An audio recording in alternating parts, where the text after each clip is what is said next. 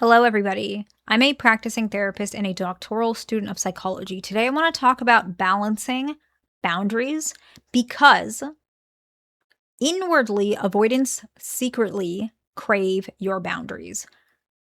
Boundaries are easier to understand than a strong emotional display.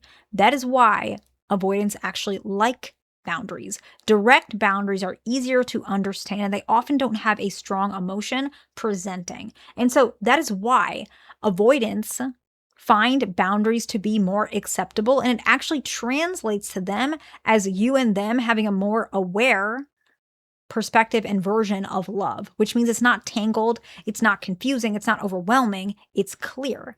And that makes them feel more attracted and more in love directly, consciously, to what's happening with this relationship. And so I want to talk about how to implement that in your relationship.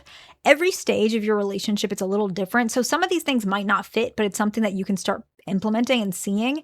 And if you feel like they react poorly, readjust and bring it back later, because a lot of these things, it depends on the stage. Sometimes you can't say it in the beginning and then later you can say it because you have more trust, but they need to show up at some point in the relationship. And so that's why we're going to talk about it. Okay.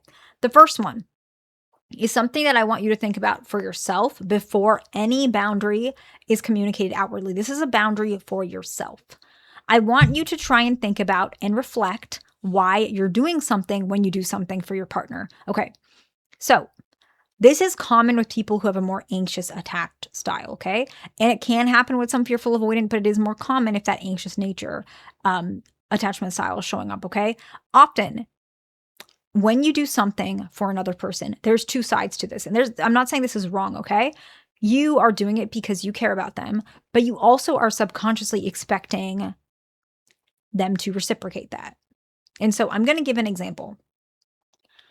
Maybe you're telling them they're attractive, which is good.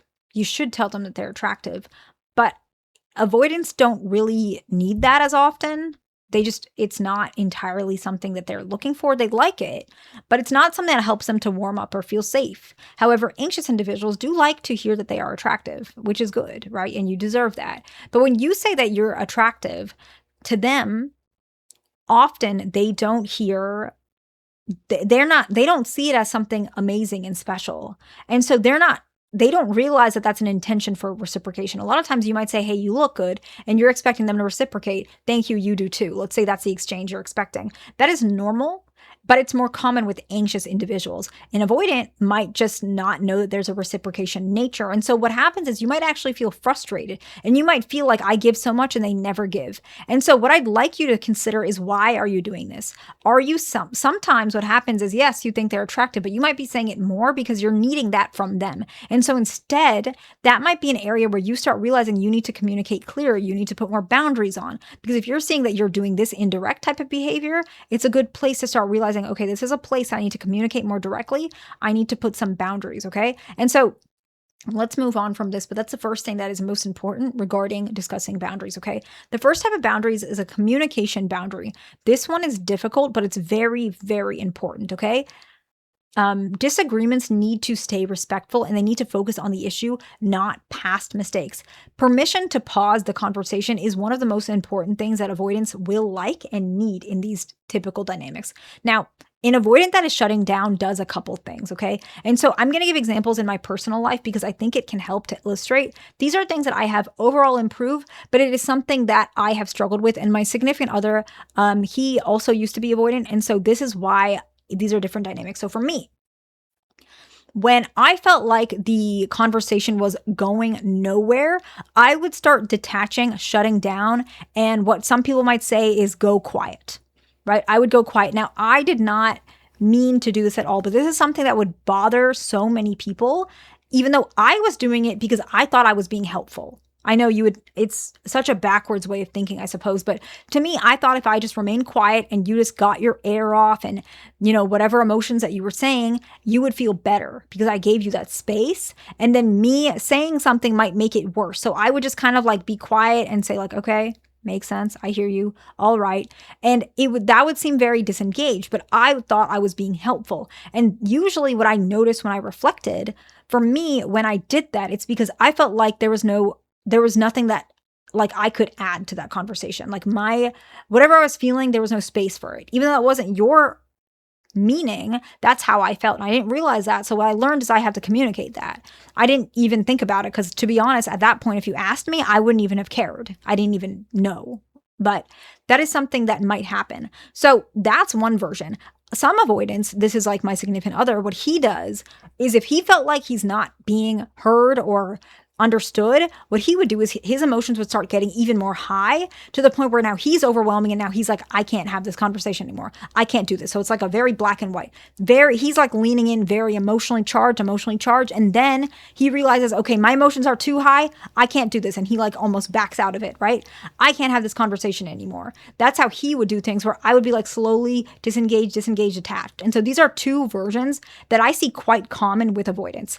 One way or another, I see these are pretty common. And so what you can do, because that's not fair for you. Either version is not fair for you as an anxious or a secure or fearful avoidant that leans anxious. This is not fair, because at the end of the day, whatever you're trying to say is not being heard. So you need to set a boundary to the avoidance. And I'm saying this as someone who used to do that, right?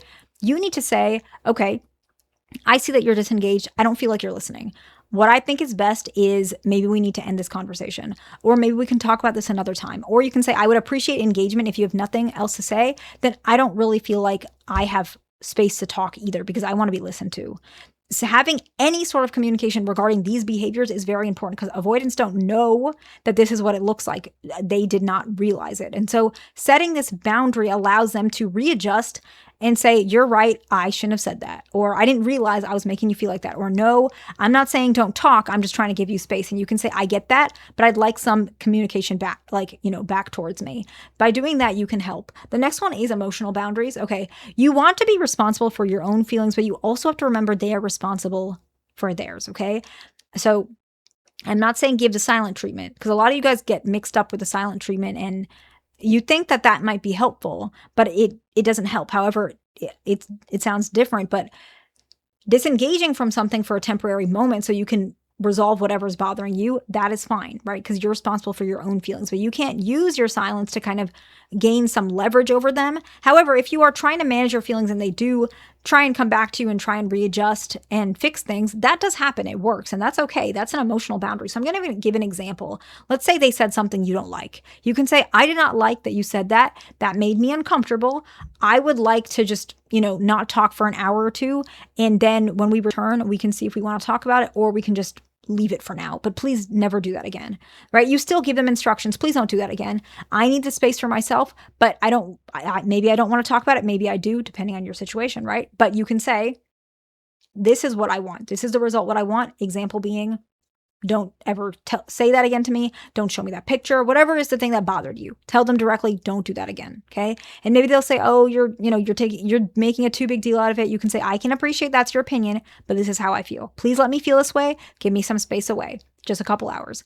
Allow yourself to stand up for yourself. Okay. And the next one is time and availability. Most of you guys do not struggle with this one, so I'm going to make it pretty brief. And this is just based on the consulting calls I've had with you guys. Maybe some other people may struggle with this, which is why I want to share it anyways. And if you want to book a consultation call with me, that's pinned in the comments. However, I'm still going to share this, but I'm going to go quick. Don't cancel plans for them. Don't, mess up your sleep for them if they're texting you late at night. Set a boundary. I have work tomorrow. I can't talk about this. Canceling plans. You were about to hang out with your buddies or your friends and you canceled it for her or him. Don't do that. I have plans. We can hang out afterwards. Most of you guys don't do it, but please, if anyone does, do not do that, because you need to set boundaries and they need to treat you better. Okay. And so let's go ahead and wrap this up, summarize, reflect on why you're doing things, communication boundaries, emotional boundaries. Emotional boundaries, and then time and availability. I hope this video is helpful to somebody. Please like, subscribe. I'll see you in the next one.